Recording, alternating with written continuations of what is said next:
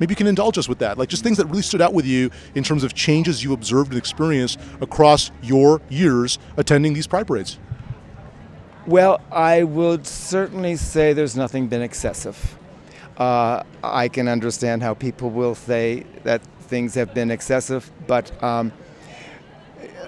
I mean, you see some of these people wandering around today, and you would call that excessive, but we don't think of that way anymore, right? And I think it's wonderful.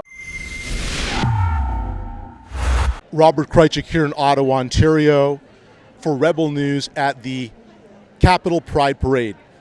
We're going to see what's up, what people are doing here. We're going to try to speak with some of the attendees, participants, perhaps some of the performers, ask them about what I call the LGBTQ enterprise, campaign, operation, whatever you want to call it, and share some interesting news with you folks over there in the audience. Stay tuned.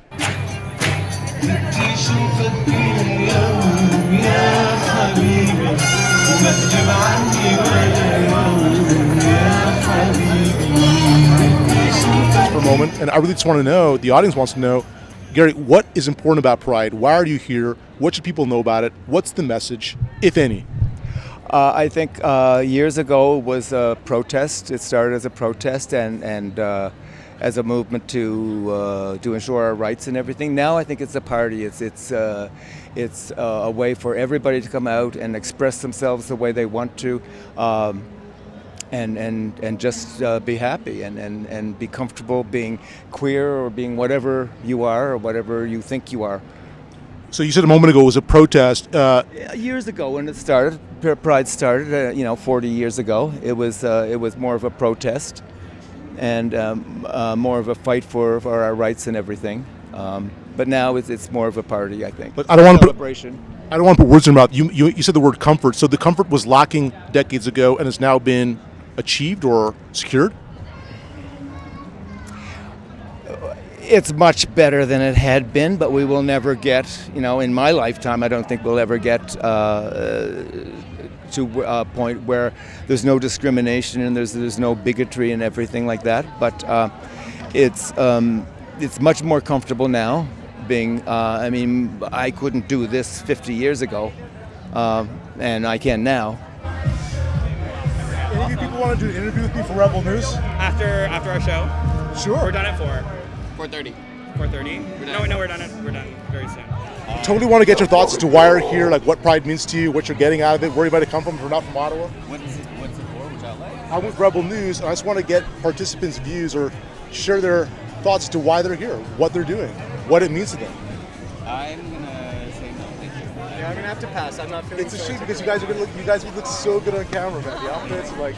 Quick little video note. I was about to do an interview with a few ladies who were gracious enough to accept an opportunity to share their thoughts with the Rebel News audience as to why they're here, what Pride means to them, and they were informed by some minder, let's call her, not to proceed with the conversation. Obviously noticed the Rebel branded mic and told people not to speak with me. So, to be continued. You want to talk to us? What are you doing? Interview people with Pride? Yeah, I would love to get your thoughts if you want to talk to us. What's your name? Amber, I'm Robert. Anyway, if you do change your mind, if you want to talk to us, what's your thoughts? So I'm here with Anna and Shauna, who were gracious enough to speak with me for a moment. You mind if I get in the middle of you two ladies?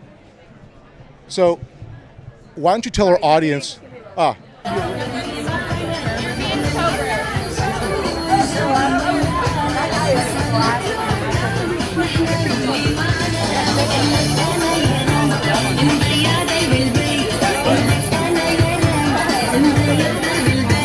One quick observation I want to share with you folks in the audience is the massive corporate sponsorship of this entire Pride event here in Ottawa.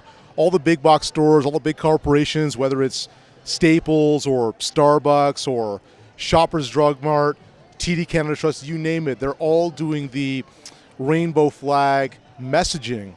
They're all pushing this inclusivity campaigning, and you can just see that top-down direction, that corporate flavor to the entire event. So across that time, you have a good depth of experience. You've got these horizons that you've seen over time, and maybe you can share with us, have there been things there that you really loved, things you didn't like, things that occurred with these Pride parades that you found maybe wrong, you weren't down with, you found to be excessive? What were the things that were the highlights? What were the most amazing parts?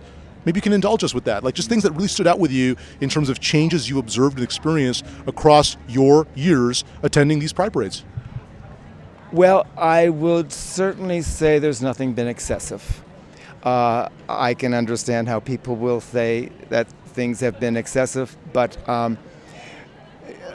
I mean, you see some of these people wandering around today, and you would call that excessive, but we don't think of that way anymore, right? And I think it's wonderful. I think it's wonderful to see these younger people just expressing themselves this way and being able to do it freely, and without reservation. And so I think